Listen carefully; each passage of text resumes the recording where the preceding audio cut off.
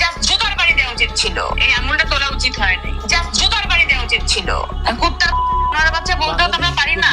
ঘটনাটি চিত্রনায়ক সিয়ামের স্ত্রী অবন্তীকে নিয়ে, আর এটা নিয়েই রেগে আগুন হলেন পরিমণি। এক অনুষ্ঠানে ক্যামেরাম্যানকে উদ্দেশ্য করে অবন্তী আঙুল উঁচিয়ে কথা বলেন। তিনি বলেন, আপনার ক্যামেরাটা নিচে নামান। আপনি ফোনটাকে নিচে নামান। মানে এটা কিন্তু উচিত না।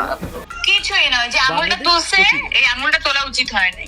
কিছুদিন আগে কেয়া পায়েলের এরকম একটি ভিডিও প্রকাশ পেয়েছিল, যেখানে ক্যামেরাম্যান এমন একটি অ্যাঙ্গেল থেকে ক্যামেরা ধরেন যেটা যে কোনো নায়িকার জন্যই অস্বস্তিকর। আর এই কারণেই সিয়ামের স্ত্রী ক্যামেরা নিচে নামাতে বলেন। অবন্তী আরও বলেন, আপনারা যদি আমার অনুমতি ছাড়া এই ভিডিও সোশ্যাল মিডিয়ায় প্রকাশ করেন তাহলে আমি আইনি ব্যবস্থা নেব। এবং আপনারা যদি কেউ ভিডিও এভাবে পোস্ট করেন আমি তো স্ট্রিক্ট অ্যাকশন নেব। এনিবডি। ঘটনার এখানেই শেষ নয়। এই বিষয়ে এবার মুখ খুলেছেন পরিমণি। তিনি বলেন, এসব লোকদের জুতা দিয়ে পেটানো উচিত। কুত্তা বাচ্চা বলতে আমরা পারি না, কারণ এগুলো একটা ক্যাটাগরি আছে, এগুলো সিস্টেম আছে জীবনে। ওদের জীবনে কোনো সিস্টেম নেই। ওরা মানুষের ক্যাটাগরিও না, জানোয়ারের ক্যাটাগরিও না, ওরা হচ্ছে জাস্ট শয়তান। ওরা জীবনে খারাপ কিছু ছাড়া অন্য কিছু দেখে না। এই ড্রেস তো অনেক সাধারণ মানুষ যারা আমজনতা আছে তারা তো খুব অ্যাভেলেবেল করতেছে। উনি কেন আঙুলটা তুলছে এটা নিয়ে, এটাতে খুব গায়ে লাগছে সবাই। মানে মেয়েরা তো আঙুল তুলতে পারে না, এবং যদি সে সঠিক হয় তারপরে আরো পারে না। মানে মেয়েরা আঙুলই তুলতে পারে না, কোনো কিছুর জন্যই পারে না, সে হোক সঠিক আর বেঠিক। কোন আঙুল তুলছে এটাতে অনেক প্রবলেম হয়ে গেছে।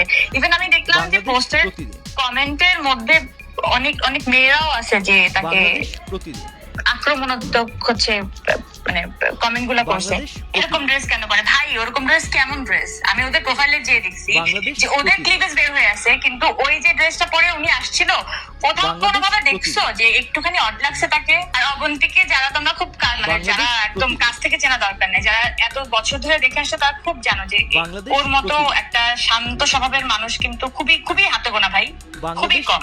ওই মানুষটা যখন আঙুল তুলে তখন বুঝতে হবে যে কতটুক ইরিটেট ফিল করছে সে, ওই মানুষটা কি আনসেফ ফিল করছে ওই সময়। একটা মানুষ যখন এইভাবে ক্যামেরা ধরে আসছে, ওই একটা ঠিকঠাক একটা পোশাককে আবার ঠিকঠাক করার ট্রাই করতেছে, ওই মানুষটার মধ্যে কি ড্রামা হচ্ছে তুমি বুঝতে পারো। একবার একটু ফিল করে দেখো তো কেমন লাগছে। ওনার একজন হিরোর বউ দেখিয়ে ওনাকেই আক্রমণ করতে হবে, ব্যাপারটা এরকম হয়ে গেল না। এই ড্রেস তো অনেক সাধারণ মানুষ যারা আমজনতা আছে তারা তো খুব অ্যাভেলেবেল করতেছে। আমার কথার সাথে তো কেউ দ্বিমত পোষণ করতে পারবে না, ইম্পসিবল।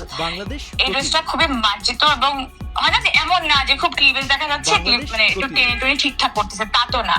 উনি কি আনসেফ ফিল করার মানে করতেছিল, দ্যাটস ও বারবার মানে কি করবে বুঝতে পারতেছে। ভাই এই ট্রমাটা অনেক বড় ট্রমা, এটা কেন হইলো আমি জানি না। মানে ওদেরকে তোমরা কেন অ্যালাউ করো?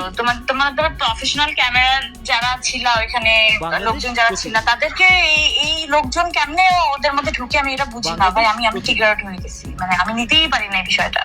কিছুই নয়, যে আঙুলটা তুলছে এই আঙুলটা তোলা উচিত হয়নি, জাস্ট জুতার বাড়ি দেওয়া উচিত ছিল, বুঝছো?